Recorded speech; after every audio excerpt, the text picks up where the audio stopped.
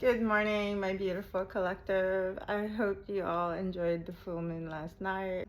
I can imagine the energies being a little bit of chaos for some and quite calming and just exhilarating for others. I really enjoyed it. I'm really lucky enough to have a window where the moon sets over, so I'll just do like a salt bath and just meditate. I think the Capricorn energy is very mythological, it's very intentional, so it likes to plan things out. I had my little notebook out that I kept next to my bed, and I just wrote down all of the things I wanted to bring in, and then I also wrote down the things that I wanted to let go of. Setting my intentions and being very clear and very organized about what it was I was trying to bring forward. As we move more and more into this new paradigm, we're just going to be revisited with the same scenarios and the same things that once used to be a lot more problematic for us, but now it's just kind of just being more of a reminder of things that we should let go of. As we spiral into what exactly we're going to be becoming, you're always going to be quizzed on the things that we know we should know, but it's always kind of a good reminder to know that we can overcome these things anyway. So those are some of the things I literally burned away. I actually wrote them down and then burned it on a piece of paper. And I think that's part of letting go. Part of the things that make it easy to let go is once you just give it up to God's source. I think that's one of the lessons I'm learning today. I really hope you guys enjoyed the moon. I know this is some hard times. Every now and then I really try not to watch the news, you guys, but I know that what's going on in the world is getting harder and harder and harder.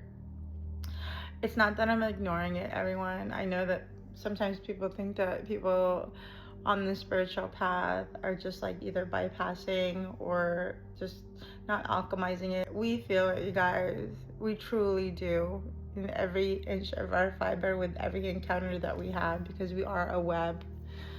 But one of the things I had to learn is that our job here as light workers and spiritual workers is to not change the collective. The 3D matrix has been created and made so that it exists within itself. That's an interesting thing to say, and I don't exactly know what that means. I'm just imagining like a game, like a video game. My son and my husband, they play Nintendo a lot. And I'm just imagining this video game that's been created. It's a matrix. It's been designed to operate in that way, right? So there's going to be the violence, there's going to be these horrible things going on in the world because it was designed that way. It was designed for a collective that's literally playing into this game.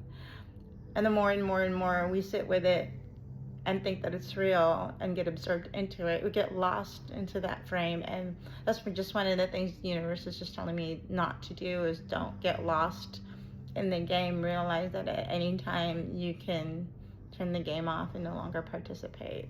And I think that's one of the things we're all really trying to do right now, because in order to change the vibrations, we cannot ourselves be sucked into that energy.